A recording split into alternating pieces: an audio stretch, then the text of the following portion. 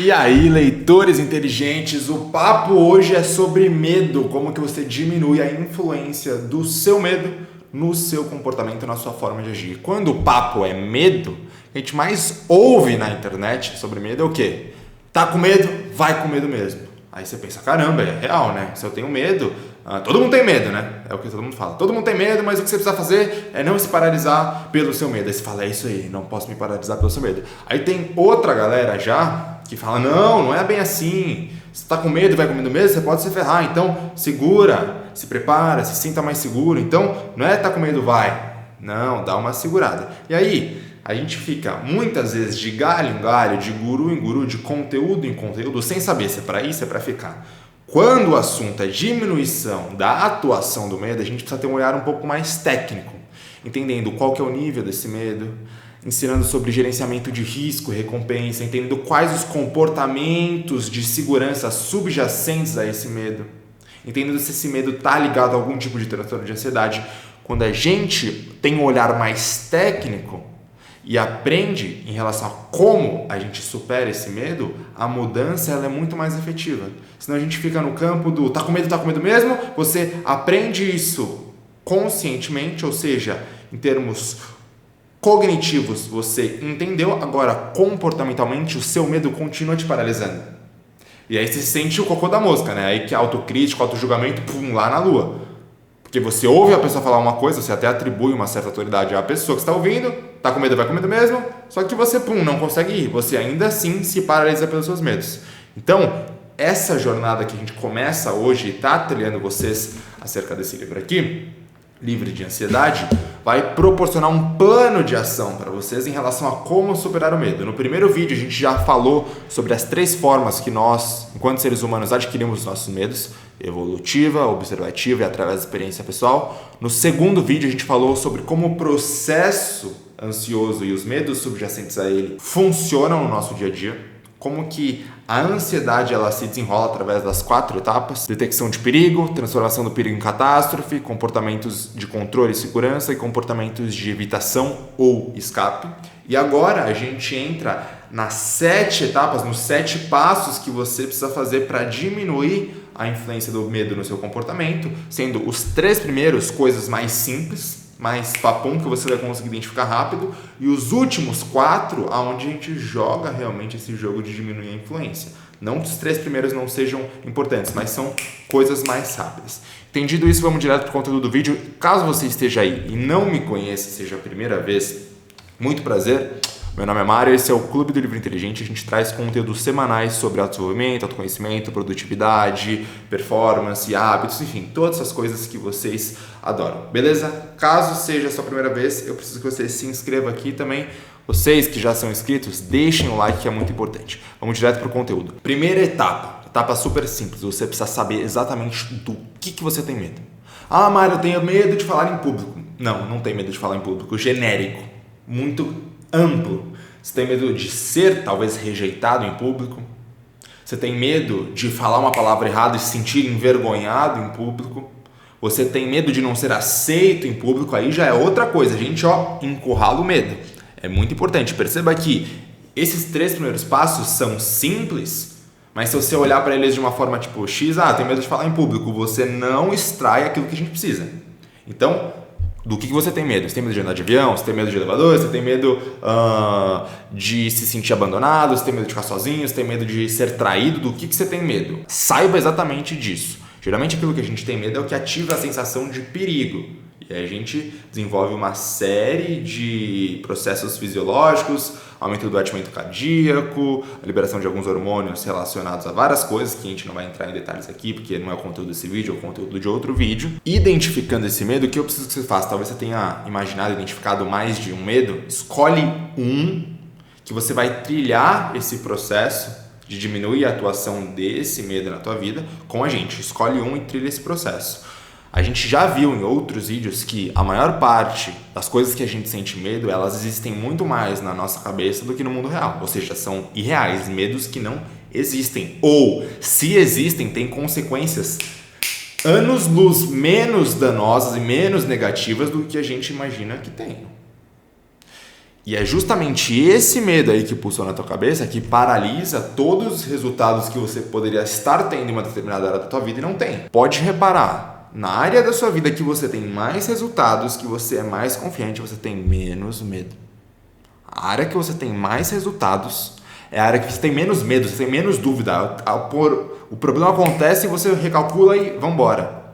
Pode reparar. Então, trilhe diligentemente esse processo com a gente, escolhendo o medo, para que você desbloqueie todos os bloqueios, para que você desbloqueie tudo de negativo que está por trás desse medo e comece a ter resultados em uma determinada área da sua vida que você até então não vinha tendo. Beleza? Dito isso, a gente vai para a segunda etapa de diminuir a influência do medo no seu comportamento, que é quantificar esse medo. A gente precisa saber o quanto de medo tem dentro do teu medo. Sendo 0, nada de medo, e 100, totalmente paralisante. Ah, Mário, sabe o que é? Eu tenho medo de falar em público, mas às vezes no trabalho eu preciso fazer algumas apresentações, e aí quando eu preciso fazer isso eu me sinto um pouco ansioso, poucos dias antes da apresentação eu não durmo muito bem, isso me consome, mas cara, eu vou lá e eu dou conta, eu faço, o meu desempenho é razoável para bom. Nesse caso, é mais provável que o seu medo seja um medo ali mediano, entre 40 e entre 50. Então, tenham essa métrica de 0 a 100 para quantificar o medo. E aí, de novo, por que a gente faz isso? Parece simples, mas você precisa olhar o que tem por trás. Quando a gente usa a métrica da quantificação do medo, a gente vai bater ela com outras duas métricas que são risco e recompensa. Será que é interessante eu falar para um cara que tem muito medo de algo, que traz muito risco, ou seja, estatisticamente é provável que não dê certo, e se der errado, as consequências também não são legais. Então, eu tenho medo alto, risco alto, consequências altas e recompensas medianas. Será que é interessante eu pegar esse cara e falar, irmão, tá com medo? Vai com medo mesmo. Entenderam?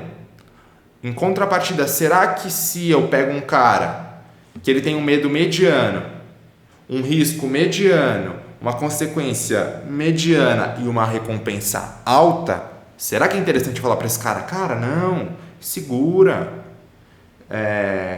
adquire mais conhecimento, se sente mais seguro, depois você vai, talvez esse cara possa perder alguma oportunidade. Ah, eu preciso fazer uma apresentação no trabalho, tenho medo de falar em público. Se der errado, eu provavelmente vou precisar fazer outro projeto, não vou me casar, tanto dano, risco mediano. Consequência mediana. Mas se der certo, cara, eu vou ser promovido, eu vou mudar de vida, eu vou ganhar o dobro do que eu ganho hoje. Recompensa lá em cima. Medo mediano. Será que eu vou falar para esse cara não ir? Então, a partir desse olhar, a gente começa a formatar o nosso planejamento de exposição ao medo, que é o que a gente vai ver mais para frente. Beleza? Então, tenham isso em mente. A partir disso, a gente vai para a terceira etapa, que é a hierarquização desse medo. Geralmente, quando a gente pensa no medo, a gente olha com um olhar meio macro, meio geral, como eu disse na primeira etapa. Ah, você tem medo do quê? Eu tenho medo de falar em público. É importante que não só você encurrale esse medo para saber o que exatamente você teme quando você fala em público, mas também que quando você imagine a situação de falar em público, ou sei lá, se você tem medo de avião, a situação de andar de avião, que você destrinche a situação e subdivida os medos. Como assim? Digamos que eu pego um sujeito que tem medo de avião. Ele vai, primeiro passo, como ele precisa fazer para andar de avião? Ele precisa comprar uma passagem. Então, o primeiro passo é compra a passagem. Segundo passo, fazer o check-in no dia que a data do voo chegar. Ele se vê fazendo o check-in. Terceiro, esperando no gate para entrar no avião. Quarto, ele dentro do avião, sentado esperando o voo. Quinto, o avião decolando. Sexto, ele durante o voo. Talvez até passando por uma possível turbulência, não sabemos ainda. Sétimo, o avião pousando. Oitavo, ele pegando as coisas do bagageiro, saindo. E décimo, ele pegando o Uber de volta para casa ou para onde quer que ele vá. Então, a gente destrinchou essas etapas, a gente vai entender qual delas o cara tem mais medo.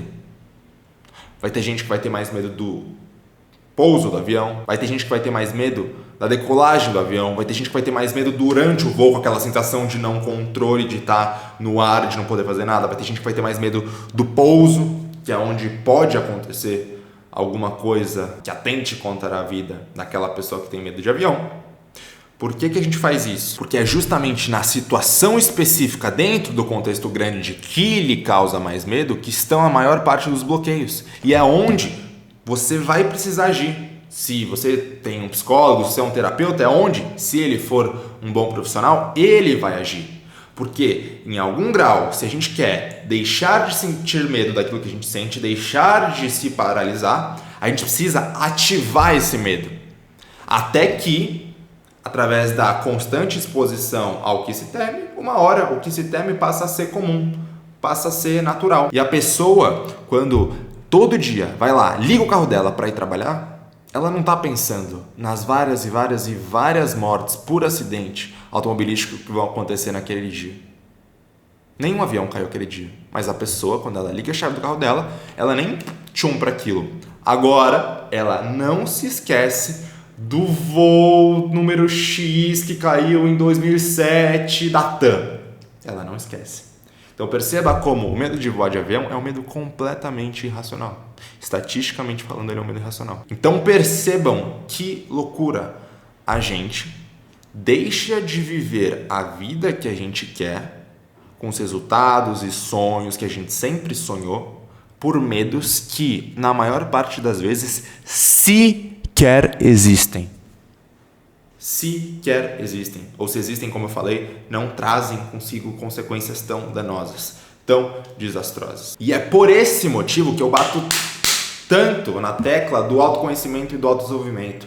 Uma pessoa que se autoconhece e autodesenvolve, ela desenvolve uma série de características, virtudes cognitivas e comportamentais que fazem o cérebro dela, frente a uma situação adversa, uma situação que não é tão comum de lidar, uma situação que talvez cause medo na pessoa, o cérebro dela olha para aquilo e fala, beleza, desafio, mas eu dou conta. A pessoa tem um medo, porque é natural, todo mundo tem medo, mas ela não se paralisa. É por isso que o processo de autoconhecimento e autodesenvolvimento de vocês é extremamente importante. Estar constantemente entendendo quais os medos, o que te paralisa, como enfrentar isso, que é o que vocês estão fazendo aqui. Só de vocês, sempre falo isso, só de vocês estarem aqui me ouvindo é um motivo de parabéns. Porque significa que vocês estão no processo de vocês, beleza? Mas, voltando, primeiro eu identifico qual que é o medo específico, encurralo o medo. Segundo, quanto de medo tem dentro desse medo. E terceiro, eu hierarquizo esse medo. Após isso, eu vou para as outras 4 etapas, que é comportamento de segurança. A 4ª etapa, eu identifico e me desvinculo de comportamentos de segurança. Na 5ª etapa, eu olho para os meus comportamentos de evitação e escape. Na 6ª etapa, eu olho para a racionalização do meu problema. E na 7ª, eu faço o gerenciamento de risco e recompensa ao enfrentar aquele problema, aquele medo. E com isso, com essas 7 etapas, o que vocês vão ter, gente? É um mapa, uma verdadeira cartilha de como vocês montarão essa exposição ao medo. Primeiro a gente tem essas 7 etapas, comportamento de segurança, blá, blá, blá. Depois a gente usa tudo isso que a gente aprendeu para montar o nosso plano de exposição gradual em ambiente controlado desse medo, até que uma hora, isso não seja mais algo que você teme, seja algo natural para você. Entendeu? Quando eu bato na tecla de olhar ser um pouco mais técnico para todas as questões, percebe como talvez se eu falo para uma pessoa que está com medo, vai com medo mesmo, essa pessoa pode se ferrar e aí as consequências podem ser tão desastrosas a ponto da pessoa validar o medo dela. Quer dizer, ele não se preparou, estava com medo, se jogou, se ferrou e agora ele vai falar, realmente é isso aí, eu não dou conta. Então eu falei bastante disso para vocês prestarem atenção também no tipo de conteúdo que vocês consomem. Se você atribui autoridade a alguém que fala uma coisa que é mais motivacional do que propriamente prática, as maiores chances são de que você se frustre. Porque, como eu disse, você entende conscientemente, mas comportamentalmente você não consegue executar. E se sente o cocô da mosca. O cocô da mosca. Então, diminuam a autocrítica. Entendam que se tem medos que ainda paralisam vocês, é porque tem coisas que vocês ainda não sabem. Simples assim. A vida é um constante aprendizado. Beleza? E é nesse aprendizado que eu tenho o prazer, nesse constante aprendizado que eu tenho o prazer de auxiliar vocês. Gente, eu preciso que, se vocês gostaram desse vídeo, que vocês deixem um like. Caso você não seja inscrito, que você se inscreva aqui no canal. E caso vocês queiram comentar por algum livro específico, por algum tema específico que vocês querem que eu traga aqui, comente o título, o nome do autor ou o nome do tema específico. Comentem o que vocês quiserem. Beleza? Um beijo, um abraço e até o próximo vídeo. Tchau!